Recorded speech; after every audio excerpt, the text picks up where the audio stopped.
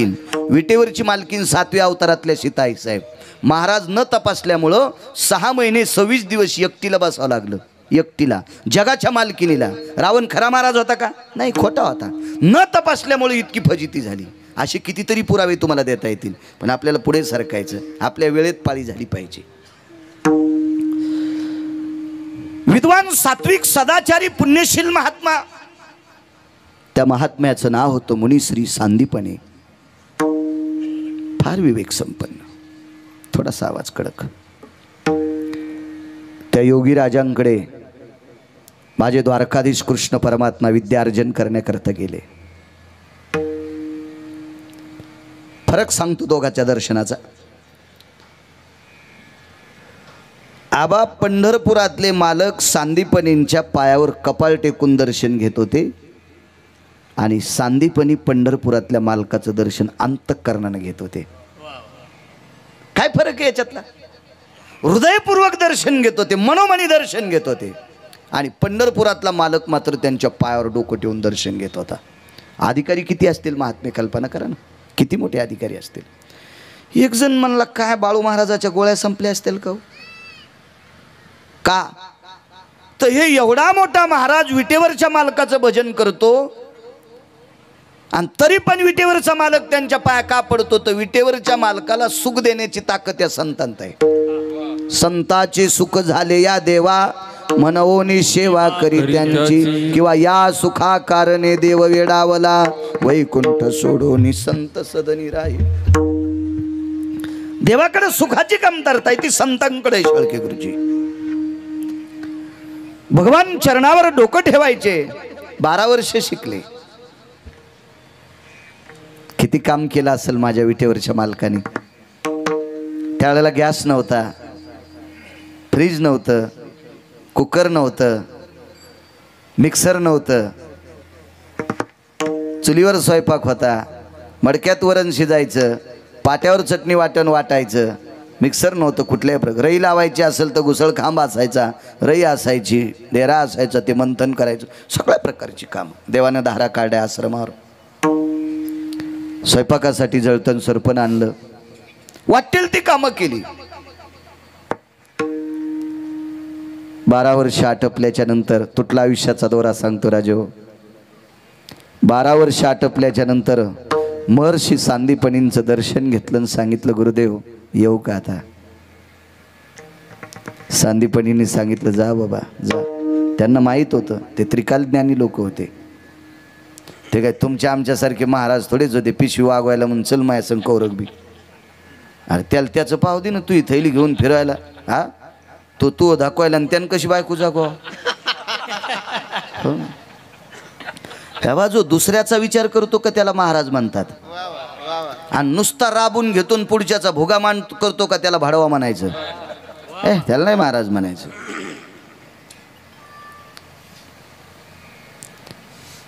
या म्हणे पुढेही बहुत करणे आहे. फार मोठे काम होते पुढे देवाच्या पाठीमागं. येतो म्हणे. निघल्याच्या नंतर पाठीवर थाप टाकली, या कृष्णा या या. पण देवाचा पाय का ओढत नव्हता माहिती आहे का? आपण 12 वर्ष ज्यांच्याकडे शिकलो त्यांना काय देऊ? तुटला आयुष्याचा दोरा सांगायला पुराण नाही, आपल्याला पुरावा बघायचा आहे. वैकुंठवासी आदरणीय पुंडलिकराव गेले.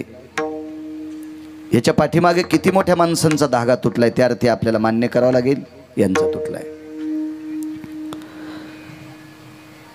सांदीपनींनी विचारलं, कन्हैया काय काय अडचण काय? मान खाली घातलीने विचारलं, गुरुदेव थोडासा कडक, गुरुदेव आपल्याला काही गुरुदक्षिणेत देऊ का? सांदीपनींच्या डोळ्यातून पाणी आलं, सांगितलं, कन्हैया तुझ्यासारखा जगाचा मालक माझ्या आश्रमावर शिकला, याच्यापेक्षा दुसरी गुरुदक्षिणा काय असेल? चंद्र सूर्य येतोपर्यंत माझं नाव राहील. ब्रह्मांडाचा बाप सांदीपनींकडे शिकलाय. थोडासा म्हणजे ते काय विकोम कमी करायचा. हो ब्रह्मा बेस बेस बेस कमी करा. ब्रह्मांडाचा मालक माझ्याकडे शिकलाय.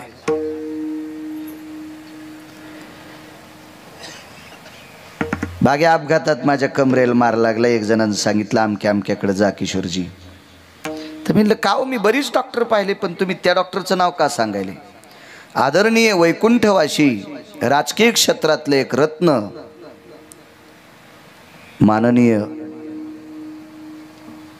अटल बिहारी वाजपेयी यांच्या गुडघ्याचं ऑपरेशन त्या डॉक्टरने केलेलं आहे.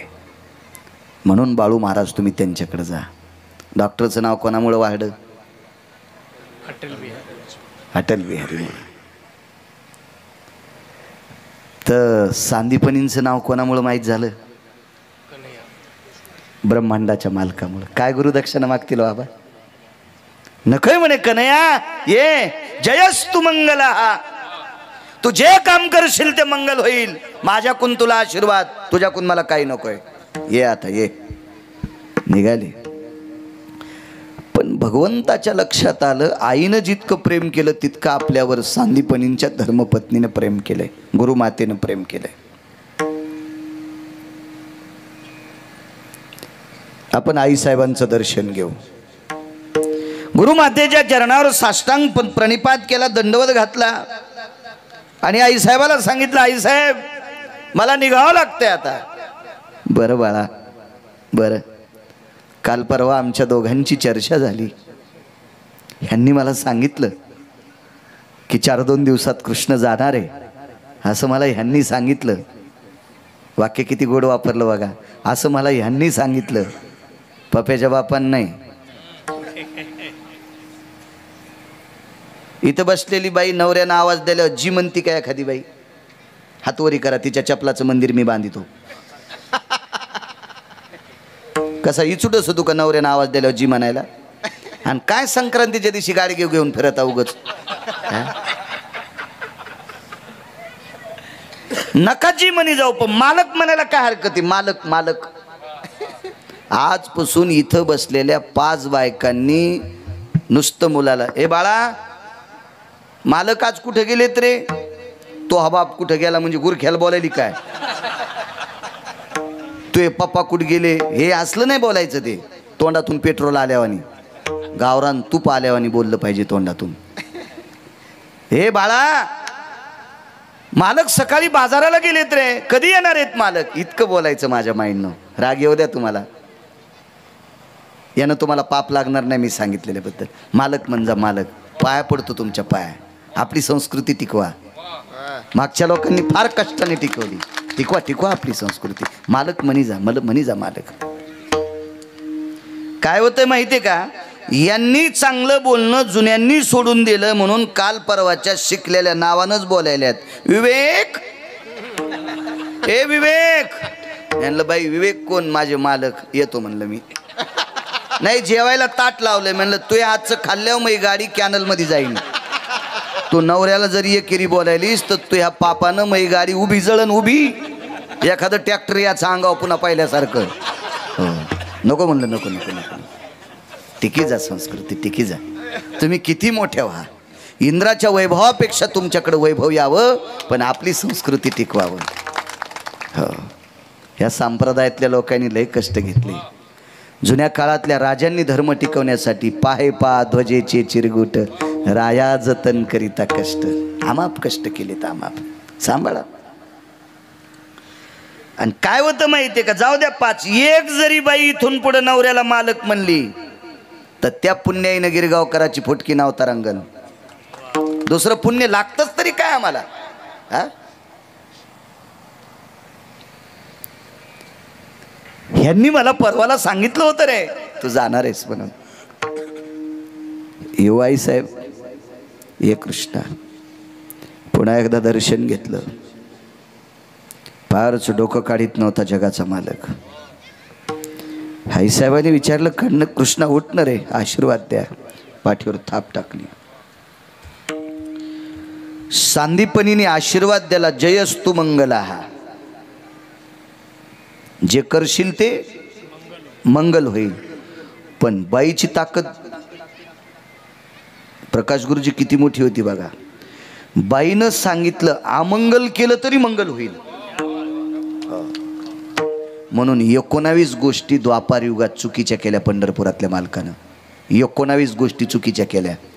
पण पण 19 गोष्टी चुकीच्या केल्या तरी अपयश पदरात पडलंच नाही, यशच पदरात पडलं. ते एका पतिव्रताबाईची ताकद.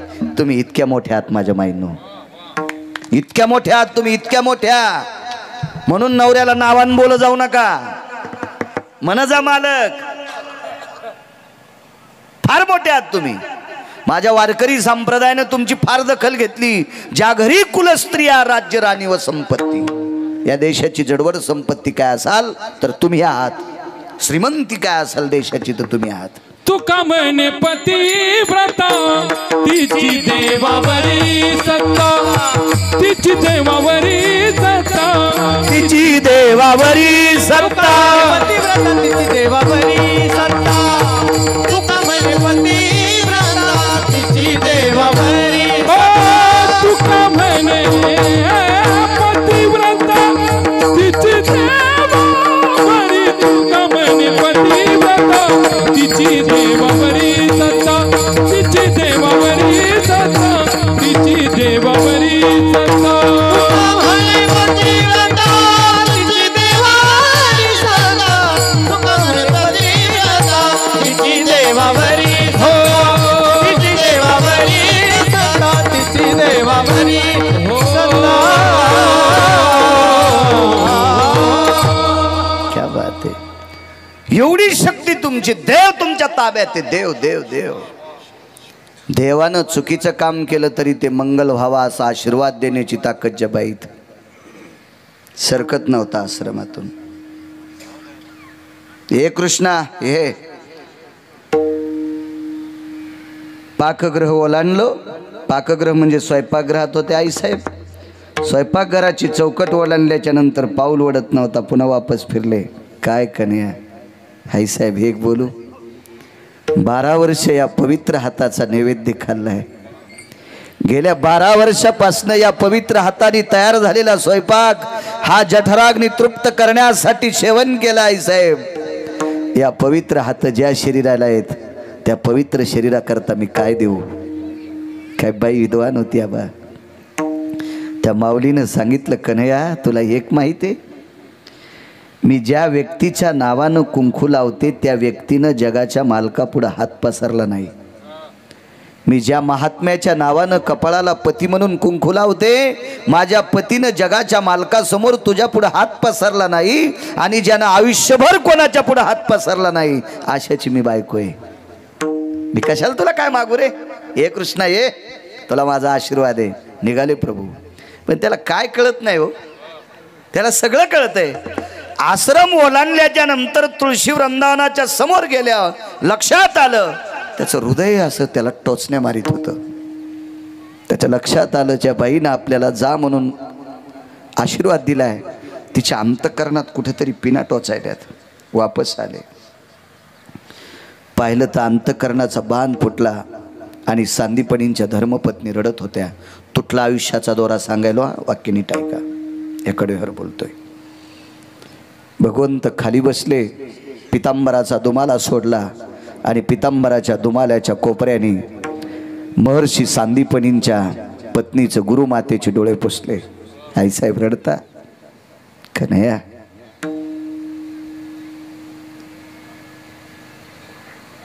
तू जातोस याच्याकरता रडू येते रे. आईसाहेब, ज्या ज्या वेळेला माझं स्मरण करताल त्या त्या वेळेला मी हजर होईल. हे सगळी गोष्ट खरी आहे रे, पण एक अडचण आहे कन्हैया. कुठली अडचण? माझा मुलगा समुद्र स्नान करत असताना पाण्यात बुडून मेला. सांदीपणींचा मुलगा समुद्र स्नान करत असताना पाण्यात बुडून मृत्यू पावला. पण कृष्णा, त्याचं प्रेत सापडलं नाही रे. पण एक लक्षात घे, जोपर्यंत तू आमच्या आश्रमावर नव्हता तोपर्यंत मला त्याचं दुःख वाटत होतं की माझा मुलगा का गेला असेल, माझा मुलगा का मृत्यू पावला असेल. कन्हैया, ज्या दिवसपासून या आश्रमावर आलास त्या दिवसपासून माझा मुलगा आठवलाच नाही. आणि जरी आठवला असेल तर मी तुझ्यात त्याला पाहिलं. कृष्णा, तू समोर दिसल्याच्या नंतर माझा मुलगा मला तुझ्यात दिसत होता रे. याच्याकरता कधी माझ्या डोळ्याला पाणी आलं नाही. पण कन्हैया लक्षात ठेव, हा आश्रम तू सोडून गेल्याच्या नंतर माझ्या कालवश मुलाला मी कोणात बघू रे, कोणात पाहू, कोणात पाहू. म्हणून हृदयाचा बाण फुटला आणि जगाच्या मालकाला कवटाळून एका फार मोठ्या साधूची धर्मपत्नी रडत होती. महर्षी सांदीपनींची पत्नी रडत होती. ज्या सांदीपनींनी पंढरपुरातल्या मालकाला 12 वर्ष शिकवलं, एवढ्या विवेक संपन्न साधूची पत्नी रडत होती. भगवंतानं सांगितलं, आईसाहेब गुरुजींना बाबांना गुरुदक्षिणा देत होते, त्यांनी नकारली. तुम्हाला काहीतरी गुरुदक्षिणा द्यावी याच्याकरता तुम्ही सुद्धा नकारली. पण एक देण्याचा योग आलाय. मी गेल्याच्या नंतर तुमचा मुलगा तुम्हाला कोणात दिसणार नाही, याच्यापेक्षा परत आणून देऊ का? परत आणून देऊ? कोण अशी जगात बाई आहे तिला मुलगा नको वाटते? कोण नको वाटते? कोण नको? कोण बाई? ठीक आहे कृष्णा, तुझी जर इच्छा असेल, तुझ्यात ती शक्ती आहे, तुझ्यात तो अधिकार आहे, तू निश्चित माझा पुत्र परत आणशील. मृत पुत्र जीवविला वापस आणून दिला पुत्र. किती आनंद झाला असेल. याच्यासाठी काय काय करावं लागलं असेल. भगवान शिवजीची गाठ घ्यावं लागली, विधात्याची गाठ घ्यावं लागली, कालचक्राची गाठ घ्यावं लागली, कालदंडाची गाठ घ्यावं लागली. याच्यानंतर यमधर्माला आमंत्रित केलं. यमधर्म हा सर्वोच्च पद असते. यमधर्म म्हणजे फार मोठ्या टोकाचा असतो. यमधर्म किती अधिकारी असतो सांगू तुम्हाला. यमधर्माच्या पायात धर्मराजा पडत होता. यमधर्माच्या पाया अर्जुन पडत होते.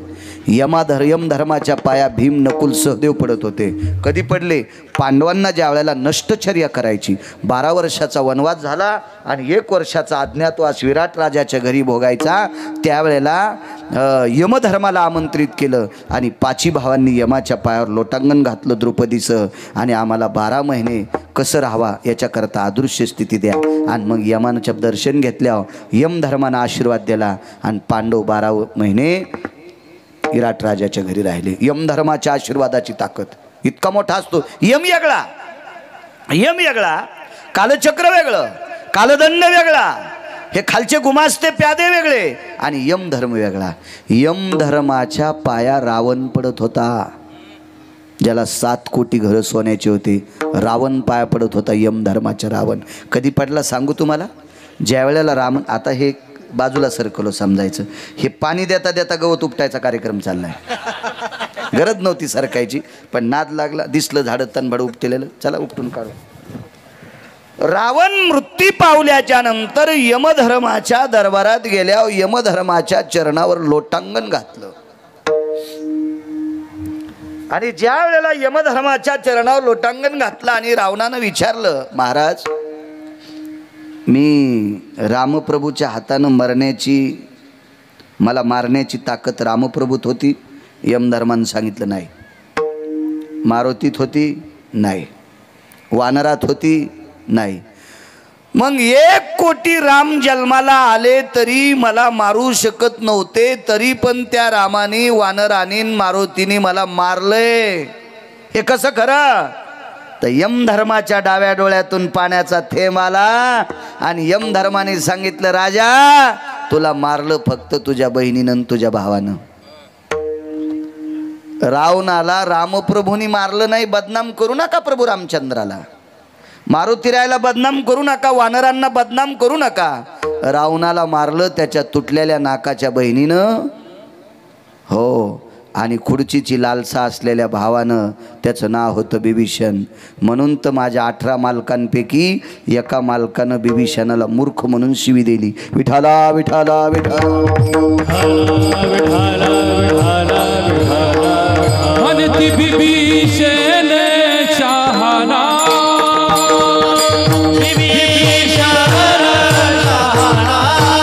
म्हणती बिभीषण शहाणा, परी तो महामूर्ख झाला, परी तो महामूर्ख झाला, परी तो महामूर्ख झाला, परी तो महामूर्ख झाला. म्हणती बिभीषण शहाणा, परी तो महामूर्ख झाला, परी तो महामूर्ख झाला.